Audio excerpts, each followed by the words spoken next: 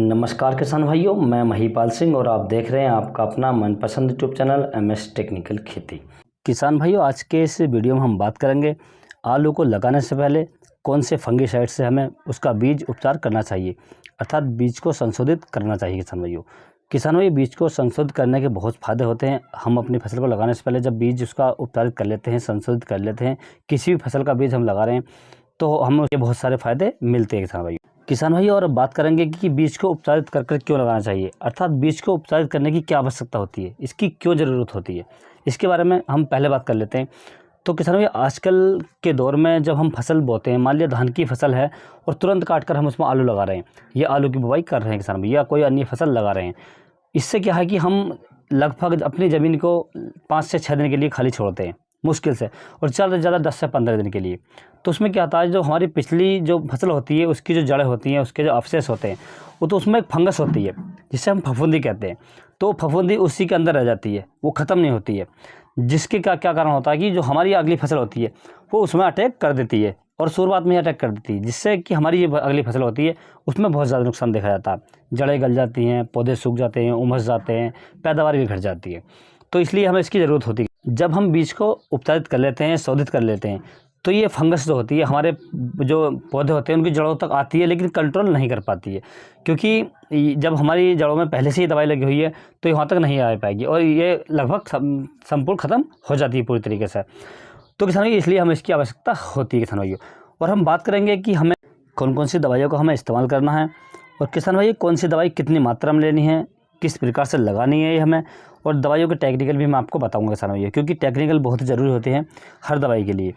यदि हम किसी दुकानदार के पास जाते हैं, यदि हम उससे मांगते हैं कि हम मीराडोर ये चीज़ दे दो, तो कुछ भी उठाकर दे सकता है, लेकिन यदि हमें टेक्निकल का पता होगा तो हम उसे देखकर लाएंगे किसान भाइयों।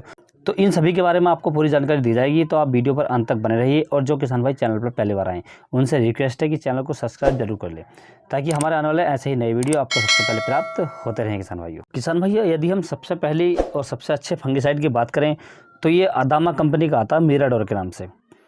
इसके अंदर यदि हम टेक्निकल की बात करें तो इसके अंदर अजोक्सिस्ट्राबिन 23% एससी में पाई जाती है किसान भाइयों। यदि आपको इसका प्रयोग करना है, यदि आपके एरिया में ये मिल जाए, तो आप इसकी डोज की हम बात करें तो यह लगभग, यदि हम 50 कट्टों को उपचारित कर रहे हैं तो हमें 50 से 75 ग्राम मीराडोर की आवश्यकता पड़ेगी किसान भाइयों। हम बीज को उपचारित करने के तरीके के बारे में पूरी तरीके से जानकारी होनी चाहिए। तरीका यह है किसान भाइयों, जब आप अपने बीज को उपचारित करें, आलू को उपचारित करें, तो आप आलू को पतला पतला ज़मीन पर फैला लें, ठंड में होना चाहिए, और पतला पतला अच्छे तरीके से फैला लें, और उस पर आप स्प्रे मारें सही तरीके से, ताकि आलू तर हो जाए। फिर उसे 20 से 15 मिनट के लिए इसे सूखने के लिए छोड़ दें, और जब वो सूख जाए फिर उसमें दोबारा पलटा मारें आप, और दोबारा से उस पर स्प्रे कर दें किसान भाई। और 2 से ढाई घंटे सूखने के बाद आप उसे कट्टों में वापस से भर दें किसान भाइयों। तो किसान भाई, आप इस प्रकार से अपने बीज को उपचारित कर सकते हैं किसान भाइयों। दूसरा ये टेक्निकल किसान भाइयों, दूसरी जो दवा का नाम है वो सिंजेंटा कंपनी की आती है, एम स्टार टॉप। आप इसका भी इस्तेमाल कर सकते हैं किसान भाइयों। यदि किसान भाई हम इसकी डोज की बात करें तो आप इसकी डोज भी 50 से 75 ml ले सकते हैं 50 कट्टों के लिए। और इसका तरीका क्या है किसान भाई, इसका भी तरीका यही है कि आप आलू को अच्छे से पतला पतला फैला लें ज़मीन पर, और फैलाने के बाद आप उसमें स्प्रे मारें, फिर 10 मिनट के बाद उसे पलटा लगाएं, फिर स्प्रे मारें, ताकि आप आलू पूरी तरीके से तर हो जाना चाहिए, भीग जाना चाहिए, और फिर 2 घंटे के लिए छोड़ दें। उसके बाद आप उसमें कट्टों में से पैक कर दें किसान भाई, ये बुवाई के लिए ले जाएँ किसान भाइयों।